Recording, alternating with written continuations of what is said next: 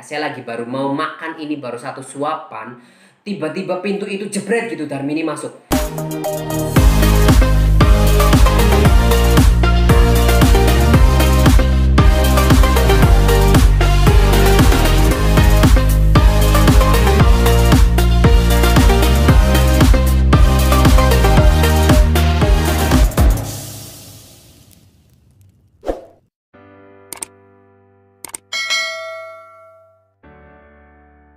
Darmini itu masuk dengan seorang perempuan ditemaninya. Pada saat itu perempuan itu ya temennya Darmini lah. Pokoknya mereka berdua datang ke situ. Aku kaget pertama kalinya aku ketemu Darmini di situ.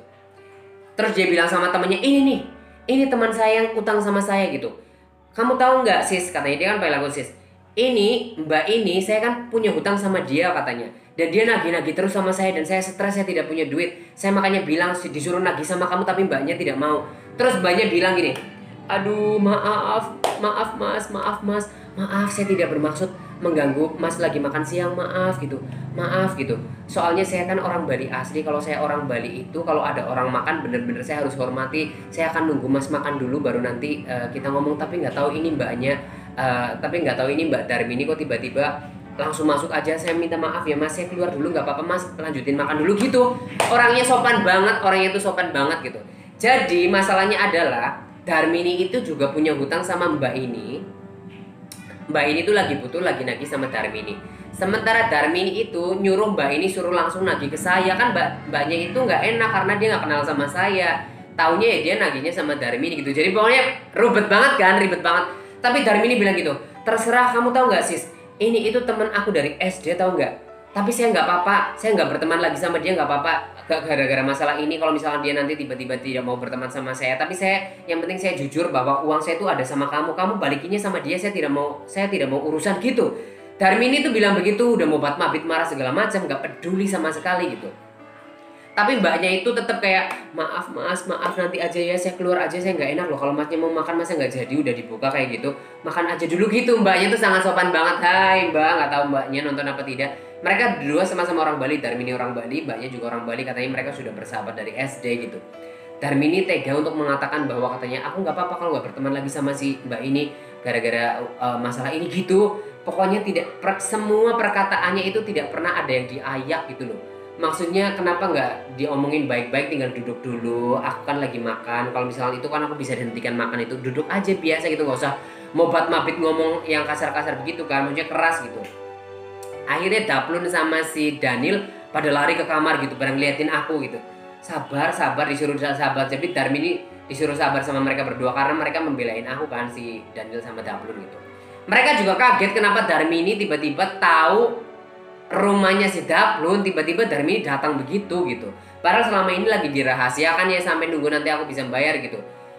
Itu sangat aneh sekali. Jadi aku cuma kami tenggengan tuh kata-kata luar biasa dan keluar lagi. Aku cuma gini, diem aja.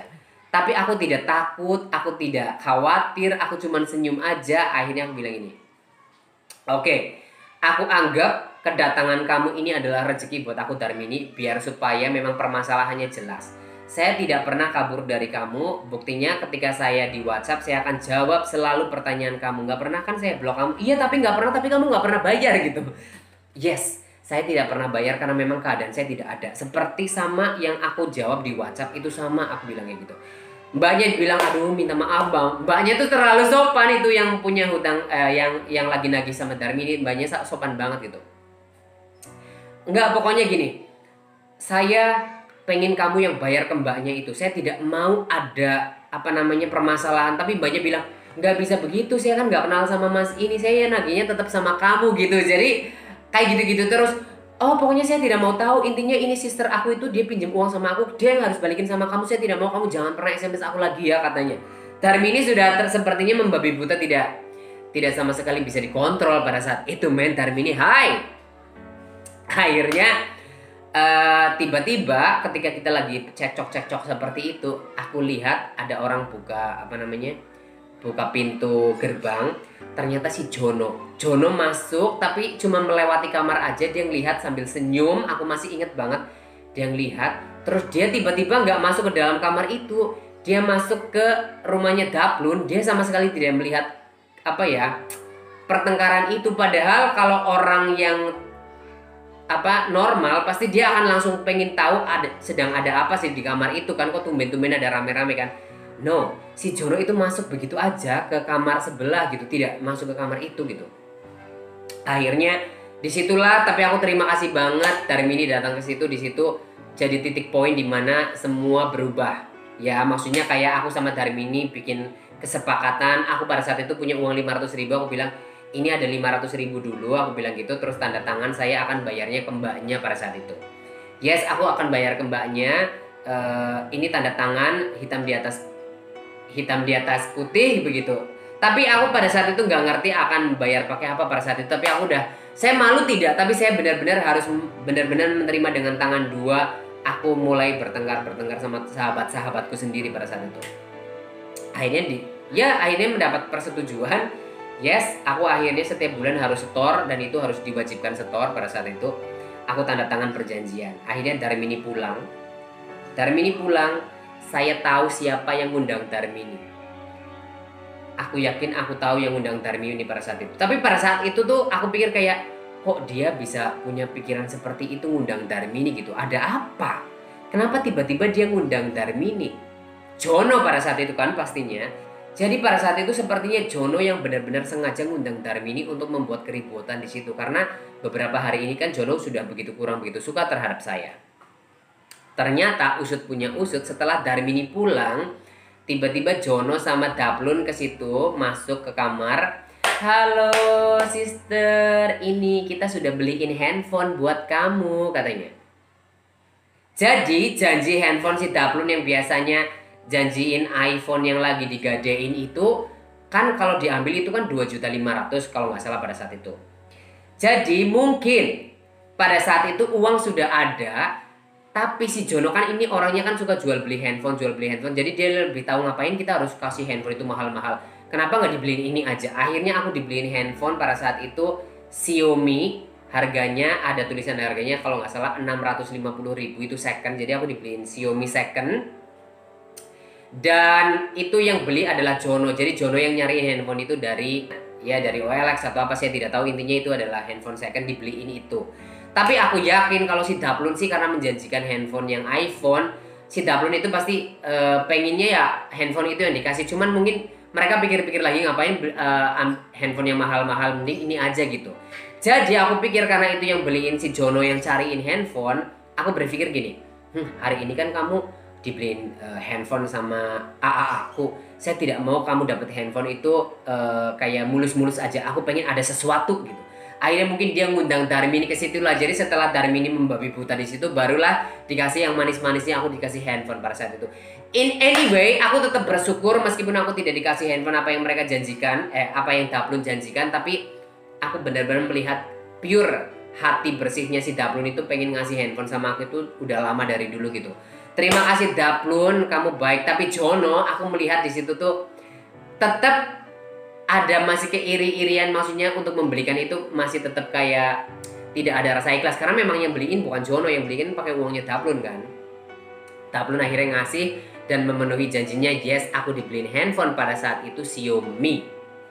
Setelah aku dibeliin handphone, malam harinya si Daplun bilang ini, Siji, kamu mau nggak maafin orang yang orang yang sudah ngundang Darmini ke sini? Kamu kalau misalkan tahu siapa yang ngundang Darmini ke sini, kamu mau maafin nggak? Daplun bilang begitu. Daplun memang orangnya baik banget. Aku tahu siapa yang ngundang Daplun, dan aku justru malah bersyukur adanya Darmini datang ke sini. Jadi kita sudah sama-sama jelas gitu apa yang dimau Darmini, saya tahu gitu. Jadi aku benar-benar udah dipertemukan itu udah plong gitu. Maksudnya kayak selama ini kan nggak pernah ketemu, aku bilang gitu. Aku akan terima kasih sama orang yang sudah ngundang di sini. Cuman aku tahu meskipun maksud di awalnya itu orang itu maksudnya agak kurang baik supaya memang saya merasakan dimarah-marahin sama orang, tapi justru akhir-akhirnya malah justru itu akan jadi lebih baik karena aku bisa bersikap. Karena saya memilih untuk adem otak saya ketika memang lagi dalam keadaan yang carut marut begitu. Saya memilih untuk oke, tenang, aku harus mengambil apapun yang positif begitu. Jadi meskipun mereka lagi pada berteriak nagihin aku tuh, aku masih tetap kayak tenang begitu. Jadi akhirnya aku bisa melewati itu semua gitu. Akhirnya dengan handphone itulah cikal bakal aku sedikit demi sedikit mulai naik Karena handphone itu sudah bisa untuk download Blood, dimana setiap orang itu kan suka live Blood. Aku tidak pernah live Blood. Di situ aku mulai ikut-ikutan download Blood pada saat itu. Sebelumnya aku memang suka live Blood, tapi aku di akunnya si Jono. Jadi Jono kalau misalkan dia besok masuk pagi nih ya, masuk pagi kerja, dia bilang, sis kamu live aja deh, nggak apa-apa, kamu live aja pakai handphoneku nih, pakai handphoneku katanya. Jadi aku selalu live pakai akunnya si Jono. Karena Jono termasuk orang yang suka bermain sosial media. Dia kalau misalkan ada yang nge-follow dia seneng. Jadi pada saat itu ketika aku live buat si Jono itu dapat banyak banget follower di Blood dan dia seneng. Dia seneng banget setiap dia mau tidur itu, karena aku live-nya tuh malam-malam. Dia tidak pernah terganggu pada saat itu. Dia tidur aja, yang penting aku live pakai akunnya si Jono. Pagi-pagi dia ngeliat, wow udah naik followernya. Jadi Jono yang seneng, Jono yang terkenal karena Jono yang punya akun itu. Pada saat aku belum punya handphone. Setelah aku punya handphone itu, akhirnya aku download Blood. Aku pertama kali live di handphone itu. Tiba-tiba banyak sekali yang masuk. Aku tuh kayak, oh my god, ini pertama kalinya aku live. Oke. Yang lain udah pada live, yang lain udah pada booming. Apalagi si Daniel itu booming banget. Apalagi setelah videonya dia udah viral di Twitter. Dia jadi yang nonton kadang sampai 1000 orang, 500 ke atasan gitu. Yang nonton banyak banget gitu. Akhirnya pertama kali aku live, terus kemudian aku ya jawabin pertanyaan seperti biasa gitu. Nggak ada sama sekali pikiranku pengen terkenal, hanya kepengen coba-coba kayak mereka live di handphone itu. Handphone aku udah bisa live gitu. Akhirnya aku live. Tiba-tiba dari live itulah ada orang kasih bin, ada orang kasih kacang gitu. Tapi aku pikir kacang itu buat apa ya? Tapi nggak penting lah. Tiba-tiba tapi di pojokan itu tuh kayak ada nambah kacangnya, orang kasih begitu. Jadi mereka akhirnya kasih kacang. Live sudah selama 1 minggu full, aku live terus. Aku dapat kacang pada saat itu 16.000. Aku tuh masih ingat banget dengan angka ini. Mungkin kalian udah pernah nonton ya di salah satu episode khusus bin itu, khusus Blood itu. Aku dapat 16.000. Tiba-tiba ada yang nonton, ih kacang kamu cepet banget naik, itu udah 16.000, udah bisa ditukerin loh katanya. Ditukerin? Iya itu bisa ditukerin uang katanya. Akhirnya aku coba-coba cek gitu. Oh ternyata cara nukernya ada di situ, gampang banget. Tinggal klik, isi datanya, isi nomor rekening kita. Terus disitulah aku dapat notifikasi bahwa duit ini akan masuk sekitar tanggal 11 sampai tanggal 15 pada saat itu. Tapi pada saat itu saya tidak tahu apakah itu bisa menghasilkan duit apa tidak. Terserah mau masuk apa tidak. Yang penting aku cuman kayak ngikutin aja apa yang mereka katakan gitu. Tiba-tiba setelah tanggal 15, aku cek itu ada uang 2.600.000 masuk ke dalam akunku yang selama ini akun itu tuh kosong, tidak pernah ada uang. Tiba-tiba uang itu tuh masuk dalam akunku 2.600.000 cuma live dalam 1 minggu. Aku tuh girangnya setengah mampus. Aku tuh seneng banget. Aku ya ceritakan sama Daniel, ceritakan sama Jono. Aku cerita sama semua orang, ini bisa menghasilkan uang ternyata. Aku cerita sama mereka karena selama ini mereka juga live tidak ngerti apakah itu bisa menghasilkan uang kan. Dalam 1 minggu aku 2.600.000 itu cukup gede. Aku pikir-pikir, wow lumayan keren banget. Padahal live aku tuh biasa aja, cuman ngobrol-ngobrol aja. Aduh kepentok. Cuman begitu-begitu aja. Akhirnya uang itulah yang aku gunakan untuk sedikit demi sedikit nyicil orang-orang yang lagi pada nagihin. Karena apa ya? Aku pikir kayak no, ini kesempatan aku untuk nyicil utang. Karena pada saat itu ya yang aku pikirin adalah hutang. Karena hutang itu adalah utama kan. Jadi aku harus bayarin. Aku makan seadanya nggak apa-apa. Mungkin aku cuma simpen 200 sampai 300 untuk beli pulsa untuk live sama buat makan aja. Yang lain itu uang untuk hutangku aja. Jadi pada saat itu aku mulai nyicil. Pertama kali aku dapat 2.600.000, aku live lagi. Itu yang nonton tuh tambah banyak banget yang kasih saweran begitu. Plus pada saat itu tiba-tiba lagi ada sebuah lomba internasional Blood. Itu lombanya itu kita nggak perlu daftar. Pokoknya kalau kita udah dapat bin itu banyakan seluruh dunia, kita udah otomatis termasuk dalam mengikuti perlombaan itu. Oke, akhirnya aku live. Yes, aku live terus tiba-tiba posisi aku udah nomor 5, nomor 6. Padahal hadiahnya itu 10 orang yang akan dapat hadiah seluruh dunia itu 10 orang. Jadi kesempatannya banyak banget gitu. Akhirnya yang pada nonton itu pada senang banget kasih bin bukan hanya dari Indonesia tapi juga dari luar negeri. Ada dari Jepang, ada dari Singapura, yang kebanyakan dulu dari Jepang dan juga Singapura kasih aku bin banyak banget itu. Mereka bantu support gitu. Mereka banyak support pada saat aku lomba. Pagi-pagi karena lombanya itu sampai pagi men ya aku kasih tahu. Karena lombanya itu kan sampai pagi biar itu live-nya lama. Udah jam berapa ya pada saat itu si Jono itu libur pada saat itu. Aku udah kayak capek live, Jono bilang gini, Jono tiba-tiba nawarin bahwa gini. Ini gue ceritain ya, ini bukan untuk menjelek-jelekan sih, ini hanya sekedar biografiku. Tidak ada orang yang buruk dalam pertemananku. Semuanya itu adalah orang baik, cuman memang kadang kita dalam posisi-posisi tertentu muncul sikap-sikap yang ya manusia men, kadang sikapnya negatif kan. Pada saat aku lagi ngantuk-ngantuk tapi aku masih live, Jono bilang gini, sis, sini aku gantiin live, kamu tidur aja, kamu kayaknya udah ngantuk deh. Jono bilang begitu, baik banget ya, dia nawarin aku untuk gantiin live, jadi dia duduk di situ bacain komen begitu. Ya udah pada saat itu kalau nggak salah jam 8 pagi, akhirnya aku tidur. Aku tidur, jadi si Jono yang gantiin live. Itu aku bangun sekitar jam 2 siang, handphone itu sudah mati, jadi live-nya sudah tidak, ya nggak masalah, mungkin si Jono pergi kemana gitu.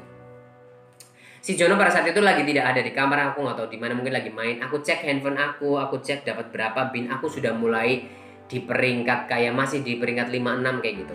Aku cek tiba-tiba aku dapat pesan dari orang Jepang. CJ,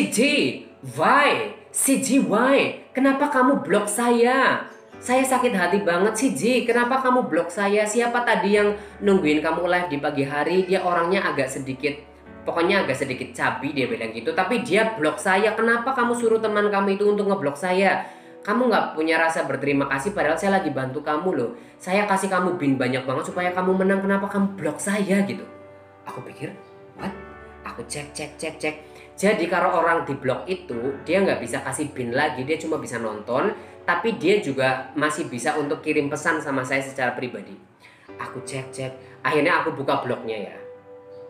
Aku buka blognya, ternyata dia udah kasih uang saya itu lebih dari 5 jutaan lah pada saat itu.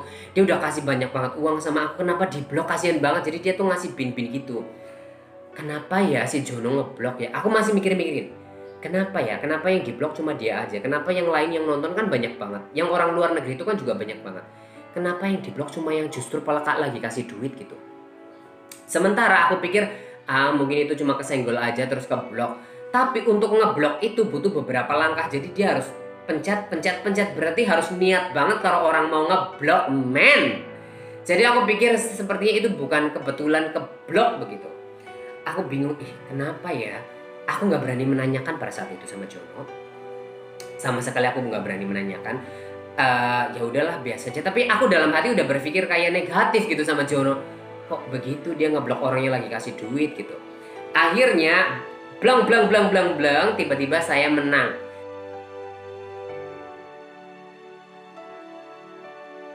Itu handphonenya udah terbelah jadi dua, nggak bisa diapa-apain. Aku bilang sama Daniel, pokoknya aku pasti akan marah banget ini Daniel, aku pasti akan marah banget sama Jono kalau memang aku nggak bisa nukerin bin ini, soalnya ini satu-satunya harapan aku untuk bisa melunasi hutang.